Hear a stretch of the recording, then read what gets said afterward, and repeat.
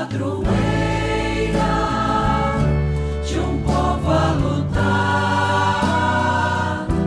a gente mineira te quer exaltar, não só lá na serra.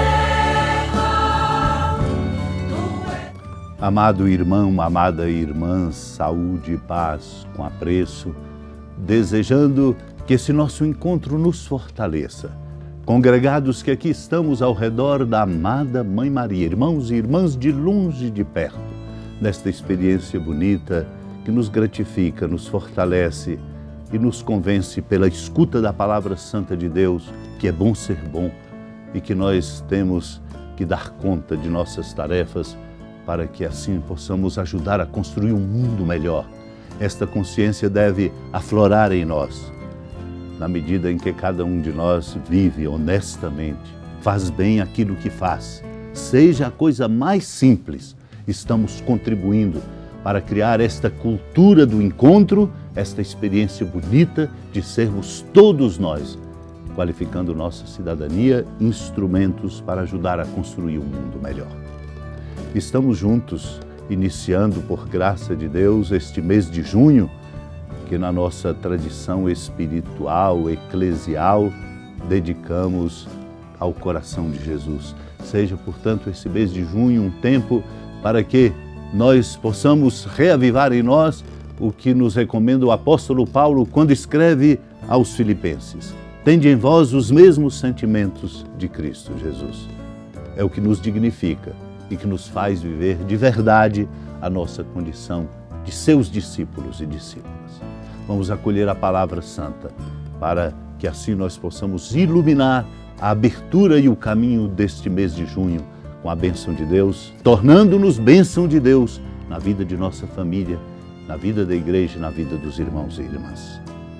Naquele tempo vieram ter com Jesus alguns saduceus, os quais afirmam que não existe ressurreição, e lhe propuseram este caso: Mestre, Moisés deu-nos esta prescrição. Se morrer o irmão de alguém e deixar a esposa sem filhos, o irmão desse homem deve casar-se com a viúva, a fim de garantir a descendência de seu irmão. Ora, havia 7 irmãos. O mais velho casou-se e morreu sem deixar descendência. O segundo casou-se com a viúva e morreu sem deixar descendência. E a mesma coisa aconteceu com o terceiro. E nenhum dos 7 deixou descendência. Por último, morreu também a mulher. Na ressurreição, quando eles ressuscitarem, de quem será ela a mulher? Porque os 7 se casaram com ela. Jesus respondeu: acaso vós não estáis enganados por não conhecerdes a Escritura, nem o poder de Deus? Com efeito, quando os mortos ressuscitarem, os homens e as mulheres não se casarão, pois serão como os anjos do céu. Quanto ao fato da ressurreição dos mortos, não lestes no livro de Moisés, na passagem da sarça ardente, como Deus lhe falou: eu sou o Deus de Abraão, o Deus de Isaque, o Deus de Jacó? Ora, ele não é Deus de mortos, mas de vivos. Vós estáis muito enganados. Amado irmão, amada irmã, esta passagem narrada pelo evangelista Marcos, no capítulo 12, lembra-nos, em primeiro lugar, para nosso conhecimento e lembrança, a chamada Lei do Levirato. Era uma lei em que, casado um irmão mais velho e morto, ele deixaria, portanto, sem deixar descendência, a sua esposa deveria casar com outro irmão. E assim, o importante era deixar descendência. Os interlocutores de Jesus lhe trouxeram o caso. Assim aconteceu, não com 1, 2 ou 3 irmãos, mas com 7 irmãos, aplicando assim a lei do levirato. E partindo desta legislação comum no contexto cultural e religioso do tempo de Jesus, fazem a pergunta: como será na ressurreição dos mortos? Isto é, de quem ela será esposa? Assim colocaram esta dúvida exatamente porque os saduceus, como narra o evangelista Marcos, não acreditavam na ressurreição. Isto é, não se abriam a esta verdade da vida depois da morte, desta conquista que Jesus faz para todos nós. A nossa vida não termina neste tempo. A nossa vida é uma vida para ultrapassar o tempo pela força da ressurreição de Jesus. Nele morremos e com ele ressuscitamos. Colocaram a questão: e aí, no céu, ela será esposa de quem?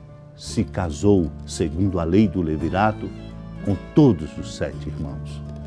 Jesus lhes diz: vós estáis muito enganados. Vós estáis muito enganados. Um engano exatamente por uma compreensão inadequada da verdade do amor de Deus, que nos projeta para além do tempo e nos faz viver eternamente nele. Esse é o nosso destino.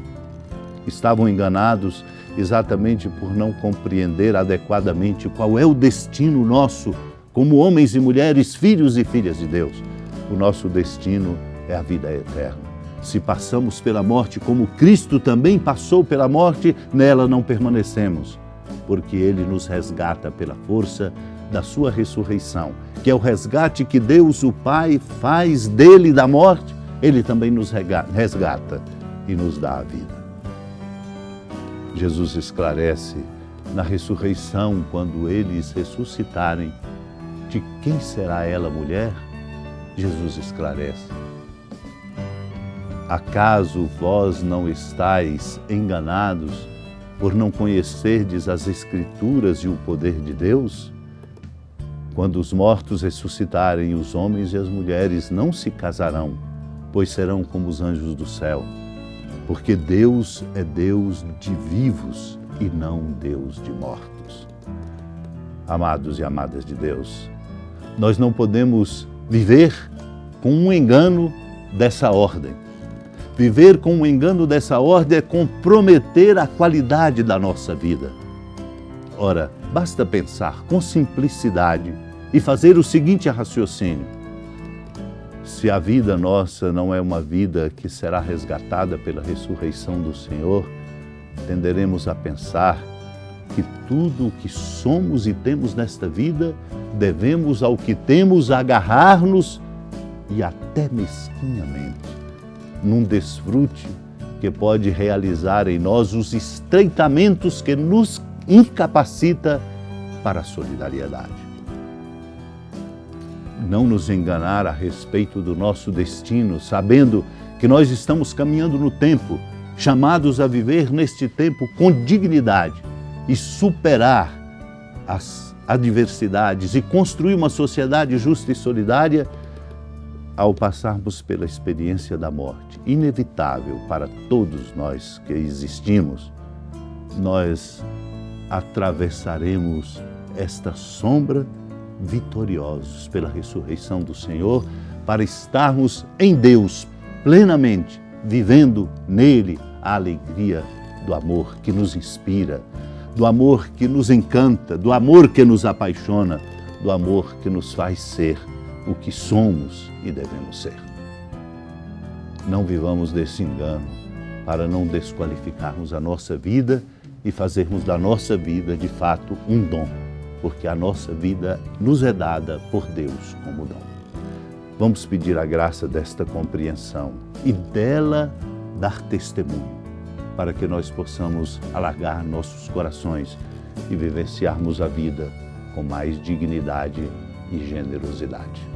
Senhora da piedade, Mãe Virgem do Cristo Deus. Lembrai-vos, ó piedosíssima Virgem Maria, que nunca se ouviu dizer que alguém daqueles que, tendo recorrido à vossa proteção, implorado a vossa assistência e reclamado o vosso socorro, tenha sido por vós desamparado. Animado com igual confiança, a vós recorro, ó Virgem das Virgens, e gemendo sob o peso dos meus pecados, me prostro a vossos pés. Não desprezeis as minhas súplicas, ó Mãe do Verbo encarnado, mas dignai-vos de as ouvir propícia e de me alcançar o que vos peço. Amém. Feliz padroeiro.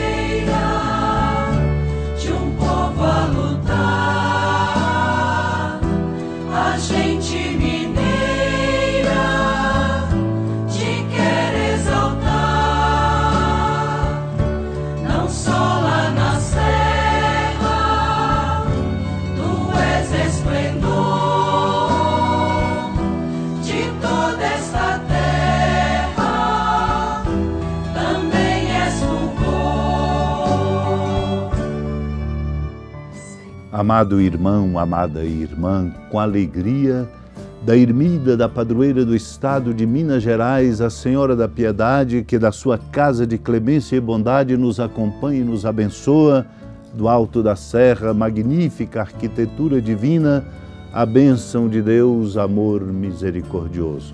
Pai, Filho e Espírito Santo, desça sobre sua família, sustente sua vida, fecunde o caminho missionário de nossa igreja, nos encha de sabedoria e permaneça conosco para sempre. Amém. Feliz padroeira de um povo